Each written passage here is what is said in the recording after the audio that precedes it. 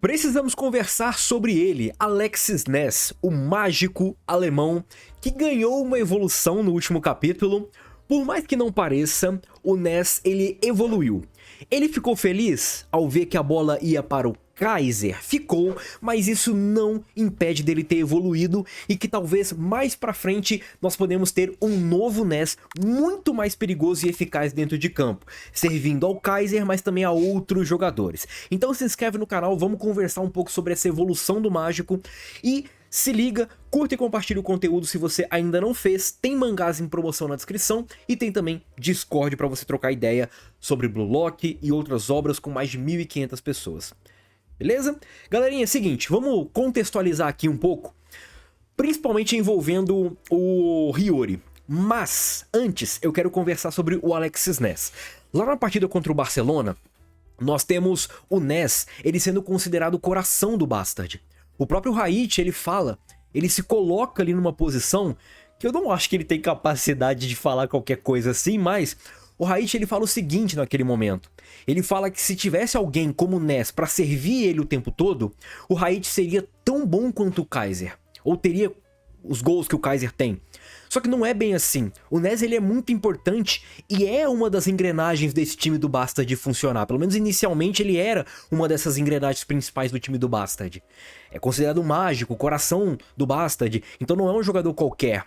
Só que o Izagi ele entende que além do Ness ser muito bom e sim ser importante, e esse ponto do Raichi é válido, tem uma questão só. Não é só o ponto do Raichi que é válido, o ponto do Izagi também, porque naquele momento o Izagi rebate o Raichi pensando ali que não é só o Ness. O Kaiser, ele não se movimenta de forma inútil dentro de campo. Ele sempre se movimenta para o tempo todo estar dando opção para os seus jogadores, para os seus companheiros que dão assistência para ele. O Ness ele tem essa capacidade sim de passar a bola.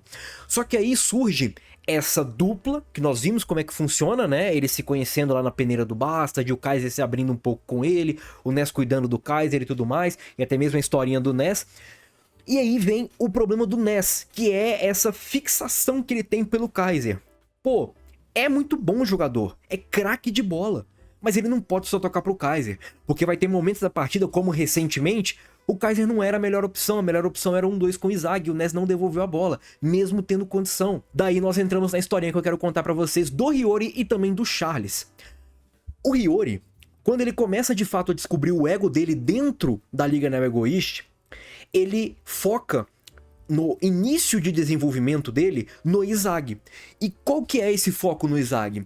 É deles conseguirem se entender dentro de campo, mesmo sem sequer trocarem olhares ou até mesmo se falarem. O Hiyori ele consegue passar a bola pro Izagi, mesmo sem, saber onde tá o Izagi, no sentido tipo assim, eu não tô olhando pro Izagi. Só que ele sabe que o Izagi gosta de receber a bola como? Daquele jeito. Daí entra o desenvolvimento do Hiyori no final daquela partida contra o Ubers. Não é necessariamente o Izagi que vai fazer o Hiyori evoluir, mas é os atacantes. Atacantes no geral. O Hiyori ele deixa bem claro pro Izagi que se ele não conseguir rebater ou não conseguir responder aos passes dele, ele vai deixar o Izagi pra trás, porque o ego verdadeiro do Hiyori não é o Izagi ser o melhor atacante, é ele criar o melhor atacante, independente de quem seja esse jogador, seja o Izagi, seja o Kaiser, o Barou, o Shidou, o Kunigami, independente de quem seja, ou outro atacante que nem sequer foi introduzido. Tanto que, depois da partida contra o Ubers, muitos dos meus inscritos, inclusive eu, a gente comenta nas lives sobre o Hiyori jogar no Ubers, jogar junto do Barou, porque o Hiyori com o Barou vai ser uma dupla muito foda, porque o Hiyori tá buscando aquele atacante que o tempo todo tá buscando evoluir, e esse atacante é o Barou. O Barou a todo momento ele tá querendo se adaptar para ficar um atacante completo e entender como jogar contra uma defesa bem postada, como jogar com uma defesa mais aberta, de contra-ataque, como jogar com um cara que passa a bola desse jeito, como jogar com um cara que passa a bola de outro jeito. Tudo isso é importante pro Barou se desenvolver como atacante. E esse tipo de atacante é importante pro Hiyori se desenvolver como armador. É o atacante se adaptar a ele. É ele conseguir fazer o atacante se adaptar a ele, e não ele ficar se adaptando ao atacante o tempo todo, que é justamente isso que o Ness tá fazendo. Agora entramos no Charles. O Charles, o que ele faz ali no PXG? Por que ele está ali no PXG? Ele está ali para desenvolver a sua capacidade de passar, porque é exatamente isso que o Loki quer. Ele quer um passador de nível fantástico ali do lado dele para ele conseguir criar sua carreira e conseguir superar o Noel Noah. Mas para ele conseguir fazer isso, ele precisa desenvolver o Charles. E o que desenvolve o Charles? Um atacante que consegue reagir a esses passes, aos passes extraordinários e ilógicos que o Charles faz. Por exemplo, o Shidou. O Shidou é muito importante para esse tipo de desenvolvimento, tanto que ele foi escolhido pelo Sai, e eu já fiz um vídeo disso mais para trás, né? Essa questão do Shidou ser o hiper predador, do Sai ter usado ele, tudo isso envolve na questão da evolução de um camisa 10. O camisa 10 conseguir fazer com que o atacante se adapte a ele, o atacante comece a reagir a ele, não ao contrário. O Sai é a mesma coisa. O que o Sai fala logo quando ele não passa a bola pro Shidou, por exemplo? Ele trata os atacantes de forma igualitária. Aquele atacante que melhor tiver posicionado vai tocar a bola para ele. E o Sai, ele precisa fazer com que o atacante se adapte a ele, porque o passe vem dele. É óbvio que o Sai não vai dar qualquer bicudo e falar, ó, se vira, que se foda. Não é assim. Mas é o passe vindo do Sai. É o atacante que vai precisar reagir ao Sai. Talvez o 10 antigo do Japão não conseguia dar aquele tipo de passe. O atual 10 consegue. Mais ou menos essa pegada. Aí cabe ao atacante entender essa capacidade do novo 10 e se adaptar a ele. Daí surge o desenvolvimento do Ness. O que o Ness fazia até então? Ele se adaptava ao Kaiser. O Kaiser se movimentava de tal forma, o Ness passava a bola de tal forma para daquele jeito, naquela posição, o Kaiser conseguir usar o Kaiser Impact. Nesse último capítulo do Z93, o Ness ele não faz isso. Ele passa a bola pro Kaiser, ou pelo menos pro Kaiser, né? Vocês entendem. Ele passa a bola pro Kaiser. Só que ele não passa a bola pro Kaiser usar o Kaiser Impact ou o Kaiser Impact Magnus. Ele passa a bola pro Kaiser usar um chute. Agora, qual chute? Não sei, e é isso que é a sacada do Ness. O que me preocupa é quando o Ness viu que era o Kaiser, ele ficou feliz. Não tem problema, tá? Porque de fato o Ness ainda gosta muito do Kaiser.